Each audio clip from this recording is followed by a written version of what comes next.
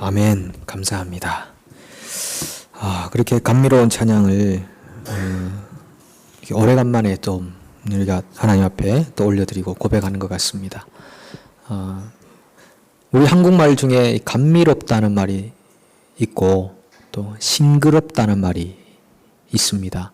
우리 흔히 잘 쓰는 말은 아닌데 옛날에 제가 아마 대학생 때 같은데 그때 제가 활동하던 선교단체에서 무슨 대화를 나누다가 제가 싱그럽다 이런 표현을 했더니만 한 자매가 아주 큰 감동을 받았습니다. 그래서 어떻게 그런 단어를 사용할 수 있느냐.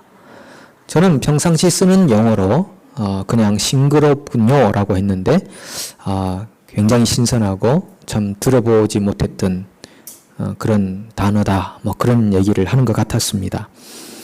지금은 그 자매하고 전혀 관계없이 삽니다만은 참 좋은 단어들이 많이 있는 것 같습니다. 싱그럽다, 감미롭다, 또 여러 가지 단어들이 있는 것 같은데 우리가 이 대화를 하며 살면서도 단어의 폭을 좀 넓힐 필요가 있지 않은가 생각됩니다.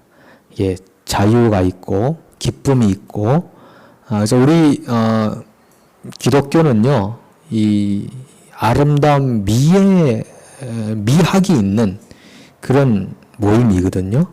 그러니까 음악이 있고 시가 있고 예술이 있고 왜냐하면 하나님이 영화로우시고 하나님이 아름다우시고 형언할 수 없이 예술가이시고 하나님의 그 존재의 폭이라는 것이 우리가 경험하는 것 이상의 엄청난 깊이와 넓이를 가지고 계신 분이기 때문에 우리가 형언할 수 없다고 표현하지 않습니까? 아까 우리 찬양 안 했군요. 앞으로 찬양할 건데 형언할 수 없는 말로 표현하기 힘든 그런 하나님의 영광의 그 찬란함. 그래서 우리 하나님의 사람들이 단어를 사용할 때 좀 폭을 넓히고 이렇게 감동이 있고 뭔가 아름다운 그런 용어를 사용하는 것도 참 바람직하고 필요할 것 같습니다. 그래서 제가 30초를 드릴 테니까요. 옆 사람에게 어떤 단어를 사용하면 이 12월을 맞이한 크리스마스 시즌을 맞이해서 가장 아름다운 축복을 할 수 있을까? 한번 생각해 보십시오. 30초 생각해 보시고 여러분이 평소에 사용하지 않았던 단어를 저 구석에서 한번 꺼내가지고 그걸 한번 탁 던져주는 겁니다. 막 상대방이 깜짝 놀랄 정도로 당신이 그런 사람이었어? 이렇게 한번 놀랄 정도로 기계적으로 돌아가는 이 사회 속에서 이공계가 물질 세계의 일을 이끌어가는 그런 기계적 세상 속에서 이제는 이 문학계 쪽으로 오셔가지고 하나님의 그 아름다움의 폭을 좀 넓히셔가지고 한번 상대방에게 한번 연말을 맞이해서 한번 축복 한번 해보십시오. 예, 제가 30초 정도 축복할 수 있는 시간을 드리겠습니다. 단어를 사용하셔가지고.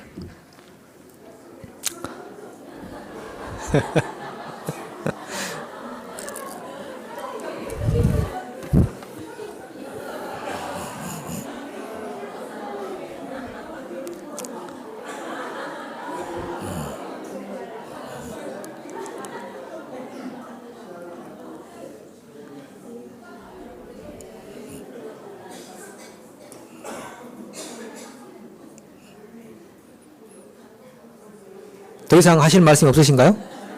미천 다 떨어지셨어요?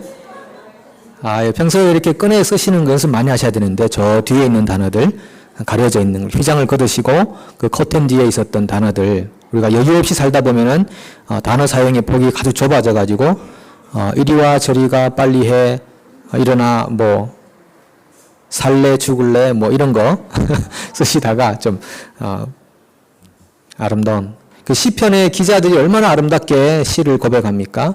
정말 시편 읽고 있으면요, 정말 깊은 그 감동의 바다에 들어가는 겁니다. 그래서 종종 시편을 묵상하시고, 시편 안에 들어있는 하나님과의 사랑의 고백, 때로는 막 화도 막 내고 막 그러잖아요, 기자들이. 그러면서 우리 인간을 알고, 인생을 알고, 그렇게 살아가면 우리가 좀 더 이게 풍성한 그런 삶이 되지 않을까 생각합니다. 오늘 여러분들이 받은 그 축복대로 하나님께서 내 귀에 들린 대로 시행하리라 그러셨으니까 축복대로 이루어지기를 또 축복합니다. 예. 우리 이 기독교가 말씀의 종교 아닙니까? 그리심산에서 선포하고 에발산에서 선포하고 상대판에서 아멘으로 화답하는 그런 개신교. 하나님의 말씀이 선포되고 선포된 말씀이 아멘으로 화답이 되고. 예. 그래서 신약성경에 나오는 서신서에서도 우리가 늘상 신령한 노래들로 서로 화답하라 이렇게 표현하는 거죠. 한 사람만 전하고 마는 게 아니라 이 리액션이 필요하고 화답이 필요하고. 그래서 영을 받은 사람들이 영을 받은 사람들과의 관계 안에서 주고받는 이런 엄청난 영적인 복의 자리가 예배의 자리고 말씀을 나누는 그런 자리인 줄로 믿습니다. 여러분 마음속에 이 아멘 함으로써 하나님께 영광을 돌릴 수 있기를 축복합니다. 오늘은 민수기 강의 마지막 날입니다.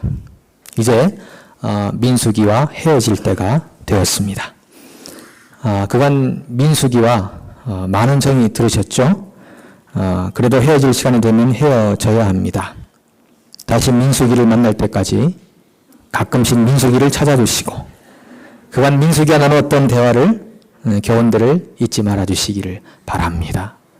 다행히 우리 교우들 중에는 민수기라는 이름이 없습니다. 근데 예전에 그 배 타고 왔던 그 해군들이었나요? 그 장병 중에 고민숙 사령관이 있었는데 그 민수기가 기억났었습니다. 아무튼 민수기 강의 날에 민수기와 함께 했던 시간, 오늘 21번째 시간인데 그간의 시간을 잘 정리하시고 가끔 민수기를 찾아주시고요. 그리고 그 교훈들을 생각했으면 좋겠습니다.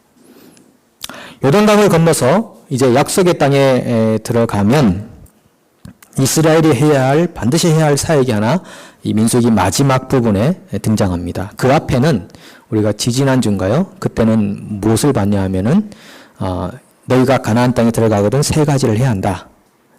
예, 그 땅에 사는 이방인들을 다 몰아내고 산당을 헐고 그리고 우상들을 다 쳐부셔라. 이런 이야기를 했었습니다. 그런데 그런 일들은 다 어떤 면에서 하나님을 경외하는 그 경외를 이방 종교들로 말미암아 빼앗기지 않도록 하나님 경외 신앙이 유지될 수 있도록 하기 위한 것이었습니다. 그런데 오늘 본문에서 말하고 있는 해야 할 한 가지는 우리 자신들을 위한 겁니다. 너희가 도피성을 6군데 정해놔라. 요단강 동편의 3개, 서편의 3개를 정해놔서 부지중에 살인했던 사람들을 보호해 줘야 된다. 이런 얘기를 하는 겁니다. 그러니까 가나안 땅에 들어가서 해야 할 사역이 크게 목적이 2가지인데 하나는 하나님을 위해서, 하나는 우리 자신들을 위해서라는 겁니다. 여러분 그 2가지를 또 종합하면 어떻게 되는지 아십니까?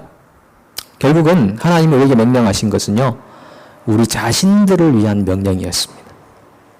구약 성경의 이 토라, 모세오경, 이 모세오경에 나오는 모든 율법을 유대 학자들이, 랍비들이 613개의 명령으로 모았다고 하지 않았습니까? 613개를 지키면 우리는 완벽하게 하나님 말씀을 지킨다라고 생각해서 그것을 다 모았습니다. 그래서 해야 한다라는 것이 248개, 하지 말아야 한다라는 것이 365개라고 말씀드린 적이 있습니다. 그러면 이 613개만 잘 지키면 정말 하나님 말씀에 완벽한 사람이 되는 건데, 그 613개의 명령의 목적도 마찬가지입니다. 하나님을 위한 것이 있고 사람은 우리 자신들을 위한 것이 있는데, 그걸 종합해보면 결국 하나님이 우리에게 명령하신 명령은 우리 자신들의 유익을 위한 명령이었다는 겁니다. 하나님이 사람들을 괴롭히기 위해서 자기 백성한테 어떤 테두리를 두고 법을 두고 못 살게 굴려고 법을 준 것이 절대 아니라는 것입니다. 우리 자신들의 유익을 위해서 수많은 법들을 해야 한다, 하지 말아야 한다, 이런 법들을 주셨다는 겁니다. 특히 그 중에 한 가지만 생각해 보겠습니다. 음식에 관한 법. 레위기 11장하고 신명기 14장에 잘 묘사되어 있는데 정한 음식, 부정한 음식, 그런 얘기가 나오지 않습니까? 근데 그 부정한 음식들을 종합해보면 어떤 음식을 먹지 말으라고 했냐면요. 이런 음식들입니다. 돼지, 다람쥐, 토끼, 타조, 장어, 게, 조개, 새우, 오징어. 이런 음식들은 부정한 음식이니까 먹지 마라. 그러면 인간들 입장에서 볼 때는 부정한 음식, 이거 왜 먹지 말라고 했을까? 우리에게 틀을 주셨을까? 율법을 주셨을까? 이런 고민을 할 수 있는데 실제로 이런 것들이 우리 인간의 몸에 해롭기 때문에 해로운 면들이 있기 때문에 하나님께서 부정한 음식이다라고 정해놓은 겁니다. 그렇게 해서 인간들이 건강하게 살라고 이렇게 해놓은 거죠. 특별히 그 예수님께서 십자가를 지시고 모든 율법을 완성하셨다라고 했을 때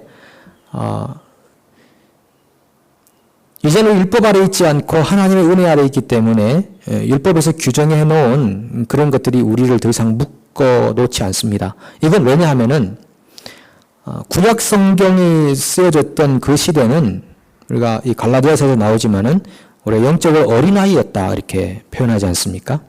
영적으로 어린아이일 때는 책임이 부모에게 있는 것입니다. 그래서 어린아이일 때는 룰이 참 많습니다. 뜨거운 데 손대지 마.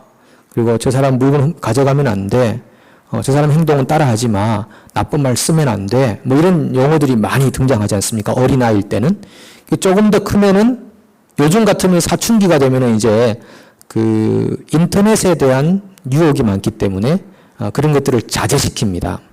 저도 오늘 교회 오면서 모뎀을 빼서 왔습니다.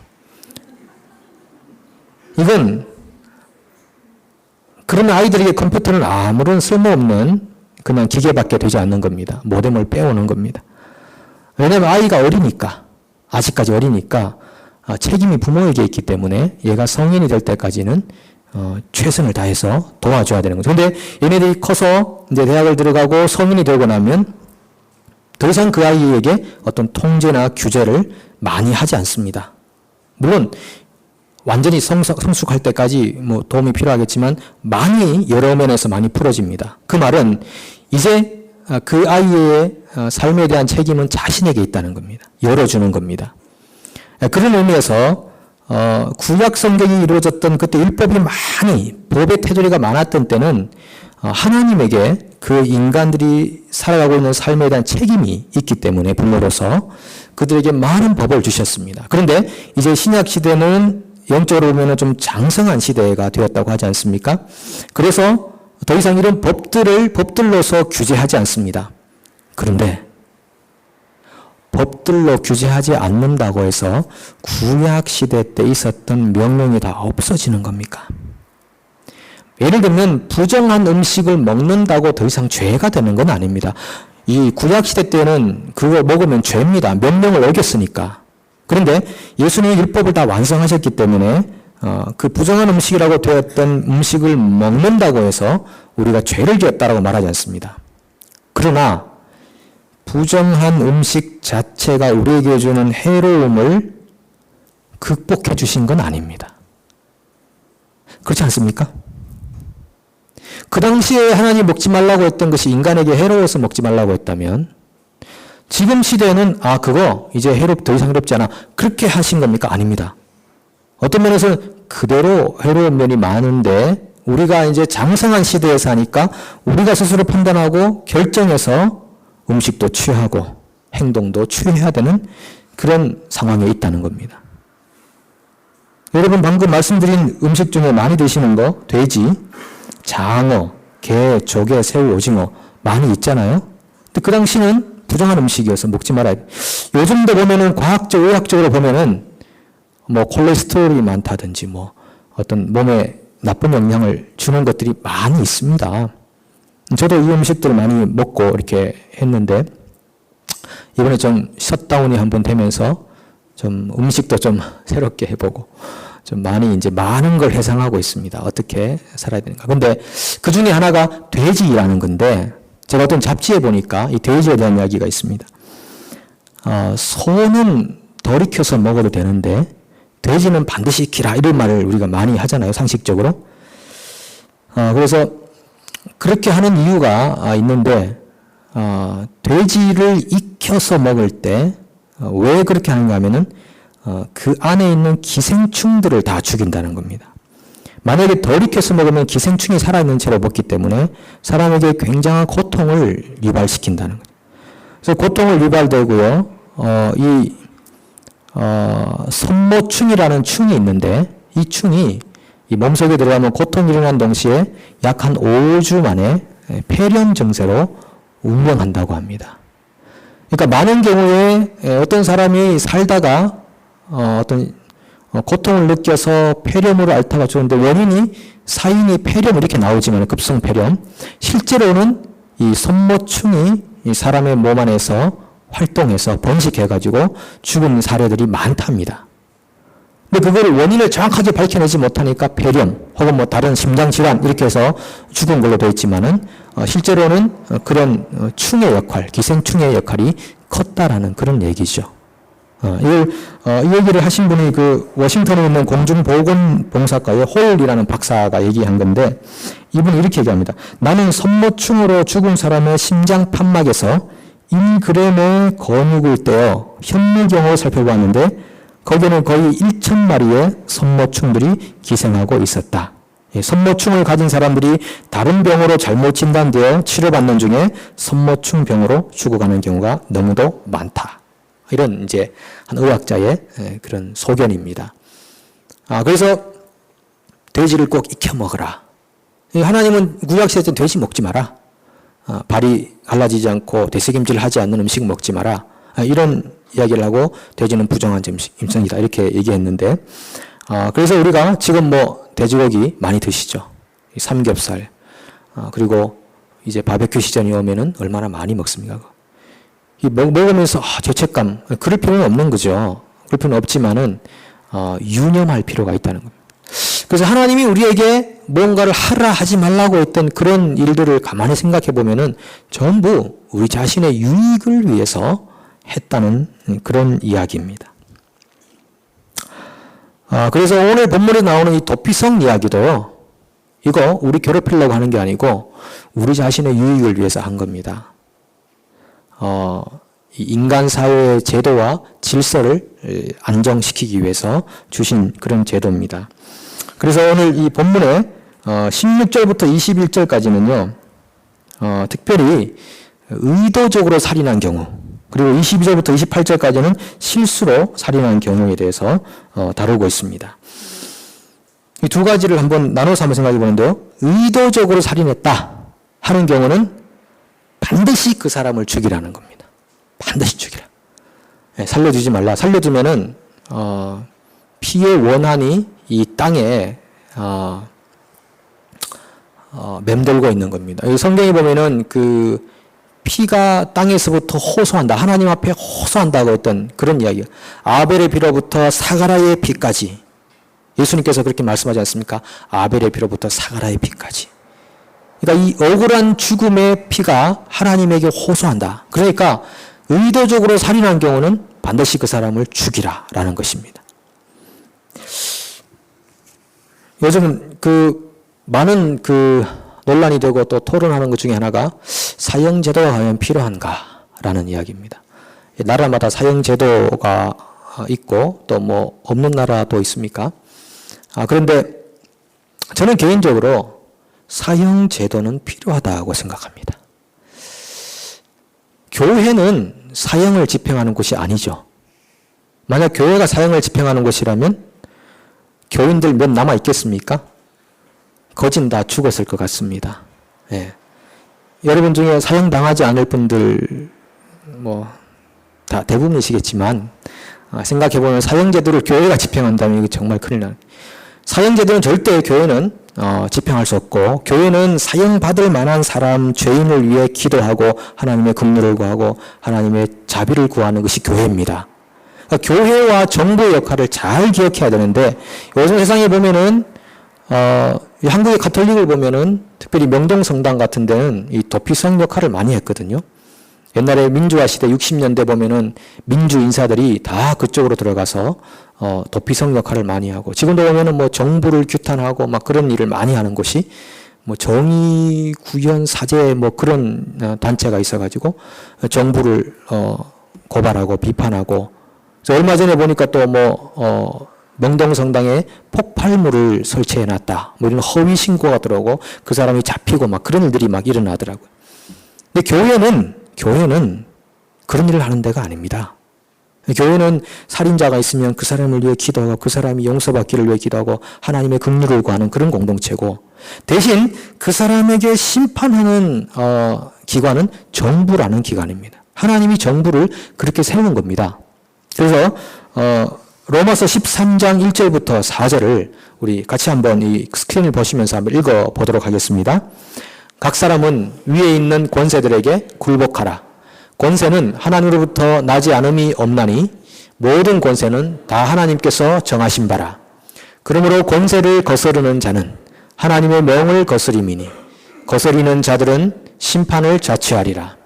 다스리는 자들은 선한 일에 대하여 두려움이 되지 않고 악한 일에 대하여 되나니 내가 권세를 두려워하지 아니하려느냐. 선을 행하라. 그리하면 그에게 칭찬을 받으리라. 그는 하나님의 사역자가 되어 내게 선을 베푸는 자리라. 그러나 내가 악을 행하거든 두려워하라. 그가 공연히 칼을 가지지 아니하였으니 곧 하나님의 사역자가 되어 악을 행하는 자에게 진노하심을 따라 보응하는 자니라. 이 정부는 심판하는 그런 기관입니다. 그래서 살인한 사람이 있으면 마땅히 그를 잡아들여서 재판을 하고 의도적인 살인이었다. 그런 경우는 심판에서 사형에 처하는 거죠. 그래서 저는 이 사형제도는 필요하다라고 생각합니다. 그래서 정부는 그를 위해서 세워진 기관인데요. 이 정부 안에 행정부, 입법부, 사법부가 다 있지 않습니까? 법을 세우고 법을 집행하고 그리고 국민을 다스리는 그런 세 기관들이 있는데 이 세 기관이 다 하나님의 사역자들이라고 표현하는 겁니다.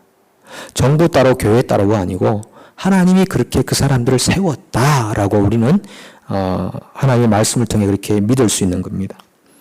그런데 여러분, 말씀 속에서요, 우리 하나님이 입법부와 행정부와 사법부의 수장이라는 말씀이 있습니다. 이사야 33장 22절 같이 한번 읽어볼까요? 대저 여호와는 우리 재판장이시여 여호와는 우리에게 율법을 세우신 자시여 여호와는 우리의 왕이시니 우리를 구원하실 것임이니라. 하나님이 율법을 세운 자요, 입법부요. 그리고 뭐라고 했습니까? 네, 재판장이시요, 사법부의 수장이시고 왕이시다, 행정부의 수장으로서 이 세 부서의 수장으로서 하나님이 일하시는데, 이건 우리 하나님의 백성들에게 뿐 아니라 하나님이 만들어주신 이 정부 기관에도 하나님이 수장인 겁니다. 그래서 정부가 법을 잘못 세우거나 그리고 법을 잘못 집행하거나 통치를 잘못하면 하나님의 심판을 받는 겁니다. 국민이 나서서 정부를 심판한다. 그게 말이 되는 소리가 아니죠. 요즘 흔히 듣는 소리가 우리 국민이 정부를 심판한다. 근데 이건 성경적으로 옳지 않은 얘기입니다. 하나님이 다 수장이시니까 하나님이 그 정부를 심판하시는 겁니다. 백성들은 마땅히 권세 있는 자들을 존경하라. 그들의 법에 순종하라. 그렇게 얘기하고 있는 거 아닙니까? 그런데 하나님 말씀에서 말하고 있는 법과 이 정부의 법이 상충할 때 우리에게는 지혜가 필요하고 성령의 인도함이 필요한 것입니다. 자, 그렇게 해서 의도성이 있는 살인인 경우는 그렇게 하나님이 사형제도로 심판하는 겁니다. 근데 만약에 의도성이 없다, 우연하게 돌 던졌다가 사람이 맞아서 죽었다, 이제 그런 경우가 또 중요한 하나의 경우인데, 그런 경우는 정상 참작이 되는 겁니다. 그래서 도피성에 이렇게 피해 있으면은 이제 불러내가지고 판결을 하는 겁니다. 이 사람이 의도성이 있었나 없었나. 없었다라고 되면은 다시 돌려보냅니다. 있었으면은 보복하는 자가 죽인다고 했어요. 그것은 죽은 사람의 가장 가까운 가족이나 친족이 이제 보복하는 자가 되어서 그 사람을 죽여도 정당방위가 되는 건데, 그 사람이 우연히 살인을 했다라고 할 경우는 다시 도피성으로 돌려보내는데 하나의 조건이 있습니다. 컨디션을 한 건데, 그건 뭐냐면 그 해의 대제사장이 죽을 때까지 도피성에 반드시 머물러 있어야 된다는 겁니다.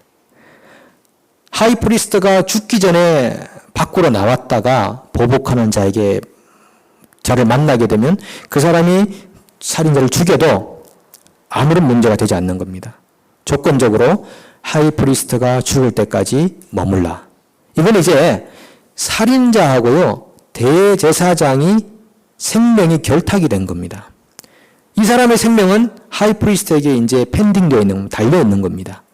예, 그런 관계를 이 성경이 우리에게 보여주는 것입니다. 자, 그러면 도피성에 피해 있는 그 살인자의 마음은 어떻습니까? 대제사장이시여 만수무강하시옵소서입니까? 할 수 있는 한 빨리 이곳을 떠나시옵소서라는 것입니까? 아니면은 아무래도 상관없다라는 것이겠습니까? 여러분이 그 대상이라면 어떤 마음이 드시겠습니까? 어떤 마음이 드시겠어요? 그렇죠? 예, 살 만큼 사셨는데 뭘 더 사시려고 하십니까? 빨리 이곳을 떠나시옵소서. 그러면 자기가 이제 나가서 자기 고향으로 돌아갈 수 있지 않겠습니까? 뭐 도피성이 뭐 휴양처가 돼가지고 막 살만한 곳이 아니었을 겁니다. 그래서 대제사장이 어쩌면 빨리 세상을 떠나두시기를 그래 바랐던 인간의 마음이 아닐까 생각하는데, 이 도피성 제도는 우리에게 한 가지를 시사해 주죠. 여러분 다 아시는 것처럼 우리가 피해야 할 곳은 예수 그리스도밖에 없다라는 곳입니다. 그분에게 피해야 우리가 가장 안전하다는 것입니다. 여러분 괜히 여러분이 조금 쌓아놓은 그 의롭다는 거, 착하다는 거, 선이라는 거, 그거 괜히 붙잡지 마십시오. 아무리 붙잡아도 그게 우리를 건져낼 수 없습니다. 다 잊어버리세요. 여러분 수고하고 애쓰고 열심히 선한 일 했던 거 다 잊어버리세요. 그건 하나님만 기억하시면 됩니다. 우리가 굳이 기억해서 그거에 새록새록 생각이 되면서 예배 시간에 나와서 하나님 내가 어떤 사람인지 아시죠? 막 그렇게 자기가 살았던 걸 이렇게 막 드러내려고 하고 받으시옵소서. 하나님은 예수 그리스도의 희생 제물 받으시지 우리가 했던 착한 일을 받는 게 아닙니다. 예배 시간에 나가면서 주님의 의를 어떻게 하면 의지할까? 그래서 세리와 바리새인의 기도 중에서 세리의 기도가 더 어렵다고 하지 않습니까? 실제로 삶은 바리새인이 더 의롭게 살았는지 모르겠습니다. 다 지킬 거 지키고 의를 쌓았는지 모르겠지만 하나님 보실 때는 이 역전을 이루시는 겁니다. 그 당시 사람들은 예수님의 이 비유를 이해하지 못했습니다. 무슨 소리냐? 이 세리는 죄인인데 어떻게 바리새인보다도 낫다고. 그러나 예수님께서는 그들의 생각을 뒤집어 보셨던 것입니다. 저 세리의 기도가 하나님을 기쁘게 했고 의롭다함을 받는다라는 겁니다. 말이 안 되는 거잖아요.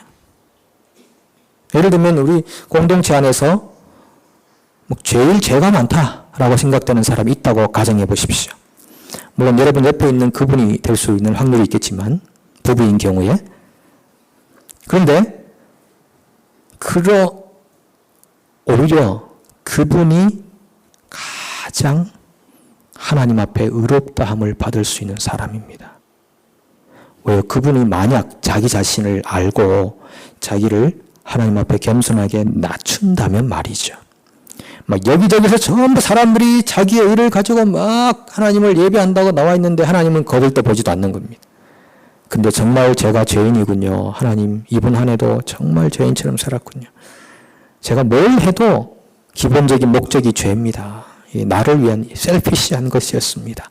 제가 틀을 벗어나지 못했군요. 이번 한 해도 성숙하지 못했군요.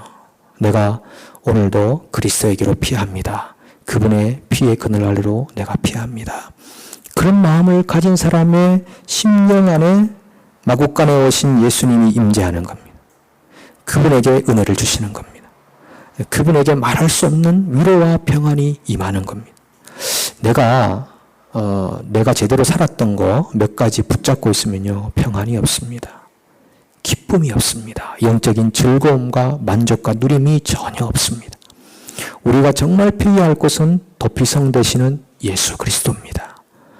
그분 때문에 우리가 살아있는 거고 그분 때문에 하늘의 온갖 신령한 보화들을 지금도 누리고 있는 것이고 빛들의 아버지께로부터 오는 온전한 선물들을 받아 누리고 있는 것입니다. 어정쩡하게 괜히 여러분 잘못 자기의 어떤 그것들을 붙잡지 마십시오. 우리 주님의 교회가 참 좋은 분들이 많은데 그럴수록 그럴 확률이 많아지는 겁니다. 어떤 교회는 막 싸우고 다투고 찢고 볶고 하는데도요. 오히려 그들 가운데 하나님의 은혜가 더 머물 수 있습니다.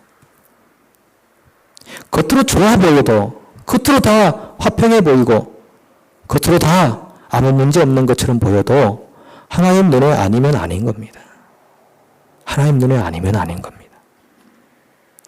우리가 하나님의 눈에 합당한 사람이 되기 위해서 날마다 훈련이 되고 영성이 쌓여야 되는 겁니다.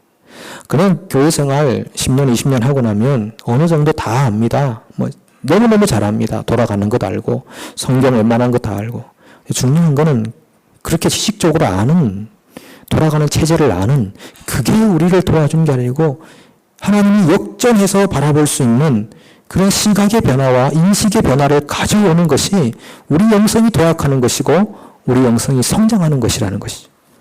그런 시각의 변화와 인식의 변화를 가져오지 않으면 우리는 여전히 얕은 물가에서 첨벙첨벙 되면서 하나님과 어떤 면에서는 딜하고 사는 그런 관계로 전락하는 겁니다. 여러분 정말 하나님을 깊이 만나십시오. 예수 그리스도가 우리의 도피처럼 되신다는 사실을 깊이 묵상하시고 어떻게 해서 그분 때문에 내가 완전하게 회복이 되고 어떤 죄에 대한 심판을 받지 않는 사람이 되었는지 그거를 매년 깊이 묵상하십시오. 지식적으로 알았다. 그것으로 끝나면 절대 안 됩니다. 절대 안 됩니다. 나는 웬만큼 아는 건 다 알았다. 절대 위험한 교만입니다. 교만입니다. 더 깊이 주님의 은혜를 묵상하십시오.